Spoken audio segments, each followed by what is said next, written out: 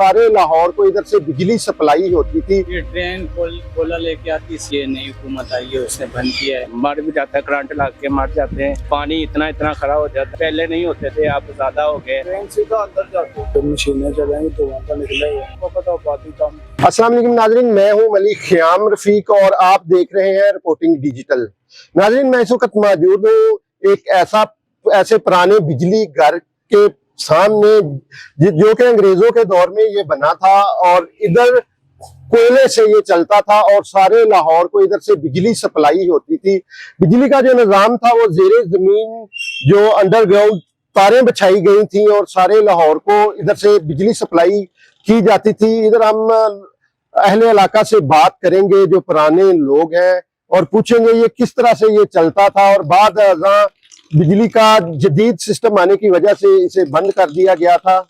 तो मेरे साथ चलिएगा। अस्सलाम वालेकुम। वालेकुम सलाम। अच्छा, ये बिजली घर जो मौजूद है ये किस तरह से चलता था? ये ट्रेन कोला लेके आती थी और कोयले के जरिए चलता थी मशीनों के साथ।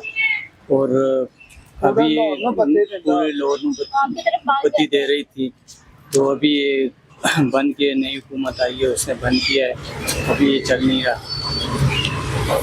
अच्छा जी, बिल्कुल इनका कहना है कि इधर ट्रेन के जरिए कोयला आता था और ये जो बिजली घर है इधर से पूरे लाहौर को बिजली सप्लाई की जाती थी। और ये बताइएगा, ये तारें अंडरग्राउंड थी, जेरे जमीन जाती थी? जेरे जमीन ये तारें जाती थी जी बिल्कुल, जमीन के नीचे से तारें गुजार के पूरे लाहौर को सप्लाई दी गई थी।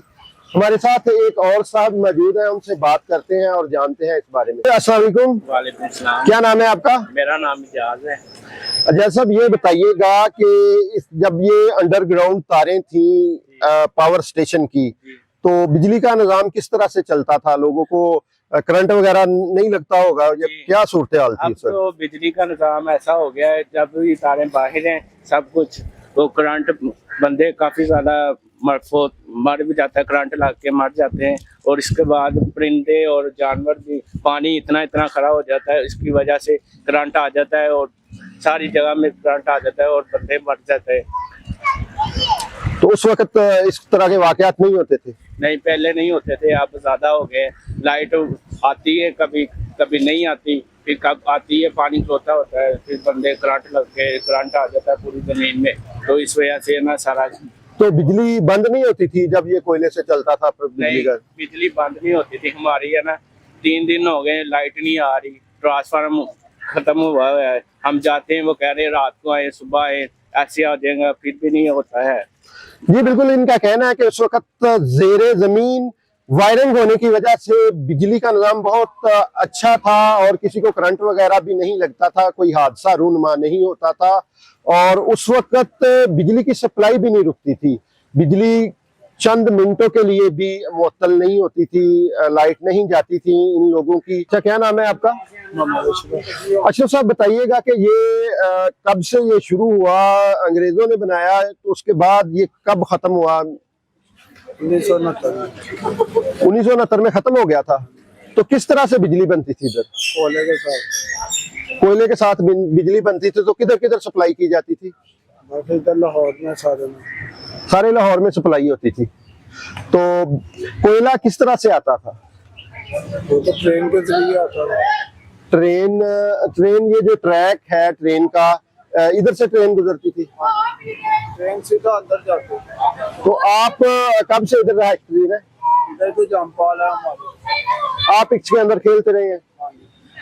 स्कूल था बच्चों का, साथ में बच्चों का स्कूल भी था इसके अंदर ही? खेलने ग्राउंड में थे।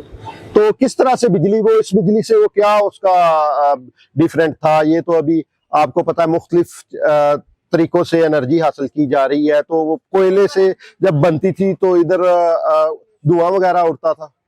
हाँ जी, धुआं तो निकलता ही है, तो मशीनें चलेंगी धुआं तो निकलेगा।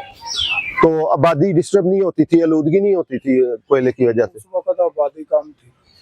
जी बिल्कुल, इनका कहना है कि उस वक्त आबादी बहुत कम थी, धुआं तो उड़ता था लेकिन वो फजा को आलूदा नहीं करता था, आवाम उससे परेशान नहीं होते थे आबादी कम होने की वजह से। और उस वक्त इनका ये भी कहना है कि खुशहाली थी और इस जो पावर प्रोजेक्ट था कोयले का, उसके जरिए शाहदरा के अलावा पूरे लाहौर में जो बिजली की सप्लाई जारी थी।